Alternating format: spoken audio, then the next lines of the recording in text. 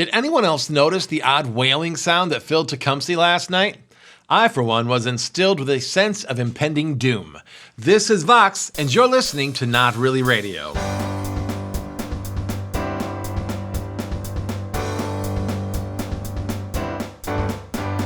You know, there's a lot going on in this morning's broadcast, Tecumseh, so as my good friend Clark Cothern II says, hike up your skirts, lassies, we're going to run today. Number one, first and foremost, it's been a couple of days since my huge goof up and my FBCI sources still aren't talking to me. Then it occurred to me, you know what? I haven't apologized. Allow me to do so. Dear Federal Bureau of Cryptid Investigation, specifically Agents Al and Joey, I know your jobs are hard. I know that you have a lot to do. I apologize for ruining your plans to handle the Deer Whisperer, the Talking Fish Smugglers, and the Akaname all at once. I realize that my annoyance at being abducted from my home and flown all over town for no apparent reason is not a good reason to interfere with your very serious jobs. So I apologize and will try to do better in the future. Number two, several listeners have asked if the FBCI are aliens, because my description of their UFO makes it seem like they're definitely aliens. They're not. They simply enjoy a decent working relationship with the men in black. As such, they have access to things like flying saucers, cool sunglasses, and an inflated sense of importance. You know, I might sound a little passive-aggressive. I have to work on that. Number three, Tim, the Hydra, who lives near the wastewater plant, has asked that citizens please run slower. He's not as young as he used to be, and is having a hard time catching dinner lately. He's down 2 pant sizes and can't afford to keep replacing his wardrobe. Number four, the Not Really Radio podcast is in the market for an expert in science type stuff. Only serious applicants, please just leave your resume taped to the back of the first stop sign at the Jackalope Crossing over by the products. Number five, witnesses have been calling, texting, and tweeting about a fairly organized herd of deer who were seen marching across Brown Street near the high school, holding up traffic. The brazen herd ignored motorists who slammed on their brakes and laid on their horns. As one caller said, quote, when we honked at them, they turned to look at us and then walked slower. It was extremely dumb and maybe a little bit menacing. Mostly menacing because they were accompanied by people who were wearing t-shirts that said things like deer are the best and down with Ted Nugent.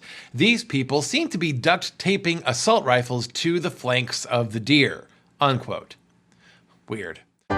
Number six, it seems like there is a Chester Chase imposter out there causing a considerable amount of mischief. Physically, he is virtually indistinguishable from the genuine article.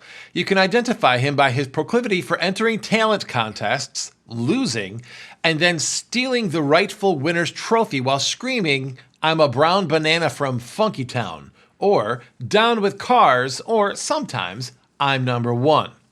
Also, he sports a sinister mustache. If you encounter this imposter, please alert the FBCI immediately because having a sinister mustache is a crime. Number seven. Finally, one of the people singing in the Not Really Radio live event on April 30th at 7 p.m. is Faith Rhodes. I had the chance to talk to her via telephone recently and recorded this interview.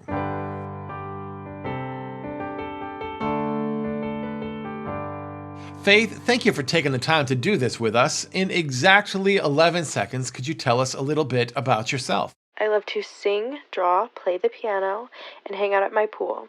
I have 3 older brothers, 3 dogs, 2 cats, I lead worship at church, and I love driving my Jeep around. I also played Mrs. Potts in Beauty and the Beast. Very cool. And Faith, what is your superpower? My superpower is the ability to hear everything. Whew, I do not envy you that. I would not want to hear everything. In fact, I'm pretty blissfully happy just being ignorant of most things. Faith, what do you expect to do after you graduate from high school? After I graduate, I plan on getting my cosmetology license and continuing to sing and pursue music on the side. Well, that sounds kind of awesome. And Faith, one more question. Have you ever had a Chester Chase sighting? You know, I once competed in an American Idol competition against Chester Chase. When I won the competition, he was so mad, he knocked on the judge, stole my trophy, and as he left the auditorium, he was screaming, "I'm number one," and we never saw him or my trophy again. Oh, I am so sorry that that happened to you. But you know what? I gotta tell you, that wasn't the real Chester Chase. It sounds very much like you had an encounter with his imposter who's been out there causing all sorts of mischief. And he's famous for stealing trophies from the rightful winners of talent contests. And I guess he like takes them home and like plays with them on the rug like cars. I don't know. Dude's a weirdo. So anyway, ladies and gentlemen, to hear more from Faith Rhodes, join us April 30th at 7 p.m. for the Not Really Radio live event. Until next time, this is Vox, and you've been listening to Not Really Radio.